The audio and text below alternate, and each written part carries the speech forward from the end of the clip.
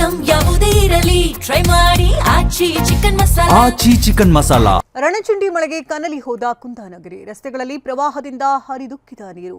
ಕೊಚ್ಚಿ ಹೋಗ್ತಿದ್ದ ಬೈಕ್ಗಳನ್ನು ಹಿಡಿಯಲು ಹರಸಾಹಸ. ಉಡುಪಿ ಚಿಕ್ಕಮಗಳೂರಿನಲ್ಲಿ ಭಾರೀ ಮಳೆ ಮುನ್ಸೂಚನೆ. ಮಳೆಗಾಲದ ವಿಪತ್ತು ಎದುರಿಸುವುದಕ್ಕೆ ಯುಟಿ ಖಾದರ್ ಖಡಕ್ ಸೂಚನೆ. ಉತ್ತರ ಕನ್ನಡದಲ್ಲಿ ಮೈದುಂಬಿ ಹರಿತಾ ಇರುವಂತಹ ಮಾಗೋಡು ಫಾಲ್ಸ್. ಈ ಸುದ್ದಿಗಳನ್ನು ನೋಡೋಣ ರಣಮಳೆ ನ್ಯೂಸ್ ಟಾಪ್ನಲ್ಲಿ. ಅಂಗಡಿಗಳು ಮುಳುಗಡೆಯಾಗಿವೆ, ಮನೆಗಳಿಗೆ ನೀರು ನುಗ್ಗಿದೆ, ರಸ್ತೆಯಲ್ಲಿ ರಣಚಂಡಿ ಪ್ರವಾಹವೇ ಸೃಷ್ಟಿಯಾಗಿದೆ.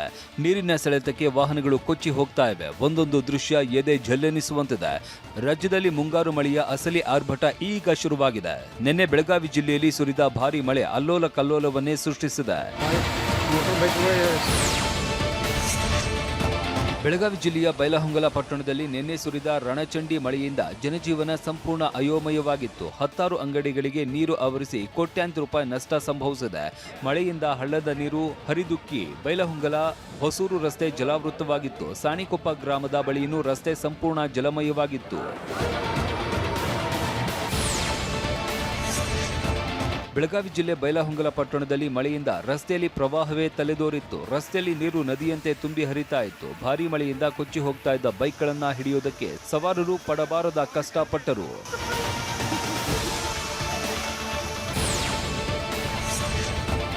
ನೀರಿನ ಸೆಳೆತಕ್ಕೆ ಬೈಕ್ಗಳು ತರೆಗೆಲೆಯಂತಾಗಿವೆ. ಕೊಚ್ಚಿ ಹೋಗ್ತಾ ಇರುವ ಬೈಕ್ಗಳನ್ನು ಹಿಡಿದಿಟ್ಟುಕೊಳ್ಳಲು ಸವಾರರು ಹರಸಾಹಸ ಪಡ್ತಿದ್ದಾರೆ. ಬೆಳಗಾವಿ ಜಿಲ್ಲೆಯ ಸವದತ್ತಿ ಪಟ್ಟಣದಲ್ಲಿ ವರುಣನ ರುದ್ರ ನರ್ತನ ತಂದಿಟ್ಟ ಅವಾಂತರಗಳಿಗೂ.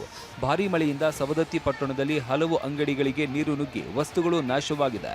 ಇನ್ನು ರಸ್ತೆಯಲ್ಲಿ ನಿಲ್ಲಿಸಿದ್ದ ವಾಹನಗಳು ನೀರಿನ ರಭಸಕ್ಕೆ ಸಿಲುಕಿ ಕೊಚ್ಚಿ ಹೋಗಿದ್ದು ಅನೇಕರು ತಮ್ಮ ಬೈಕ್ಗಳನ್ನು ಉಳಿಸಿಕೊಳ್ಳಲು ಪರದಾಡಿದ್ದಾರೆ.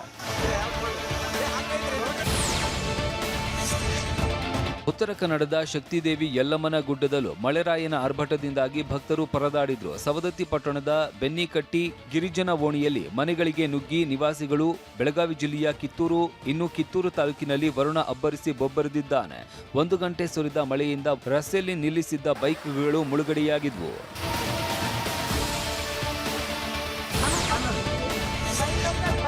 ಬೆಳಗಾವಿಯ ಬೈಲಹೊಂಗಲದಲ್ಲಿ ನಗರಸಭೆ ವಿರುದ್ಧ ವ್ಯಕ್ತಿಯೊಬ್ಬರು ರಭಸವಾಗಿ ಹರಿಯುವ ನೀರಿನ ಮಧ್ಯೆ ವಿದ್ಯುತ್ ಕಂಬ ಹಿಡಿದು ಪ್ರತಿಭಟನೆ ನಡೆಸಿದ್ರು.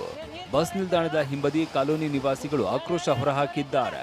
ಪ್ರತಿ ಬಾರಿ ಮಳೆಯಾದಾಗಲೂ ಮನೆಗಳಿಗೆ ನೀರು ನುಗ್ಗುತ್ತದೆ. ಈ ಬಗ್ಗೆ ಅಧಿಕಾರಿಗಳಿಗೆ ದೂರು ಸಲ್ಲಿಸಿದ್ರೂ ಕ್ರಮ ಕೈಗೊಂಡಿಲ್ಲ ಅಂತ ಕಿಡಿಕಾರಿದ್ದಾರೆ. ಸುದ್ದಿ ತಿಳಿದು ಪೌರಾಯುಕ್ತೆ ಭಾಗ್ಯಶ್ರೀ ಹುಗ್ಗಿ ಸ್ಥಳಕ್ಕೆ ಭೇಟಿ ನೀಡಿ ವ್ಯಕ್ತಿಯ ಮನವೊಲಿಸಿದ್ದಾರೆ.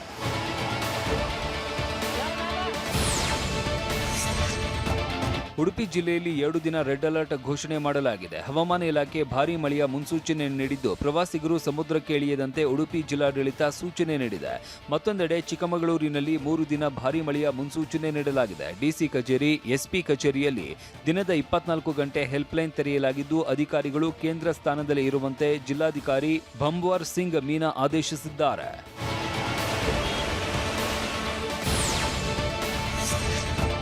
ದಕ್ಷಿಣ ಕನ್ನಡ ಜಿಲ್ಲೆಯ ಆಡಳಿತ ಕೇಂದ್ರ ಮಂಗಳೂರಿನ ಡಿಸಿ ಕಚೇರಿಯಲ್ಲಿ ನಿನ್ನೆ ಸಚಿವ ಯುಟಿ ಖಾದರ್ ಅಧಿಕಾರಿಗಳ ಜೊತೆ ಸಭೆ ನಡೆಸಿದ್ರು. ಮಳೆಗಾಲದ ವಿಪತ್ತು ಎದುರಿಸುವುದಕ್ಕೆ ಸಮನ್ವಯದಿಂದ ಕಾರ್ಯನಿರ್ವಹಿಸಿ ಅಂತ ಖಡಕ್ ಸೂಚನೆ ಕೊಟ್ಟಿದ್ದಾರೆ. ಮಳೆಗಾಲದಲ್ಲಿ ಹೆಚ್ಚುವರಿ ಲೈನ್ ಮ್ಯಾನ್ ವಾಹನಗಳನ್ನು ಬಳಸಿಕೊಳ್ಳಿ. ಮಳೆಗಾಲದಲ್ಲಿ ಮಾನವ ನಿರ್ಮಿತ ಸಮಸ್ಯೆಗಳನ್ನು ತಗ್ಗಿಸುವುದಕ್ಕೆ ಗಮನ ಹರಿಸಿ ಅಂತ ಸೂಚಿಸಿದ್ದಾರೆ.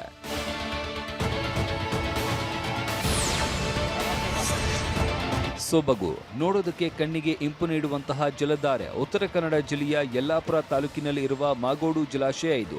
ಅಬ್ಬರದ ಮಳೆ ಸುರಿತಾ ಇರುವುದರಿಂದ ಧಾರವಾಡ ಜಿಲ್ಲೆಯಲ್ಲಿ ಉಗಮಿಸುವ ಬೆಡ್ತಿ ನದಿ ನೀರಿನ ಮಟ್ಟ ಹೆಚ್ಚಾಗ್ತಾ ಇದೆ. ಮಾಗೋಡು ಫಾಲ್ಸ್ ಮೈತುಂಬಿ ಹರಿತಾ ಇದ್ದು ನೋಡುಗರ ಕಣ್ಮನ ಸೆಳಿತಾ ಇದೆ.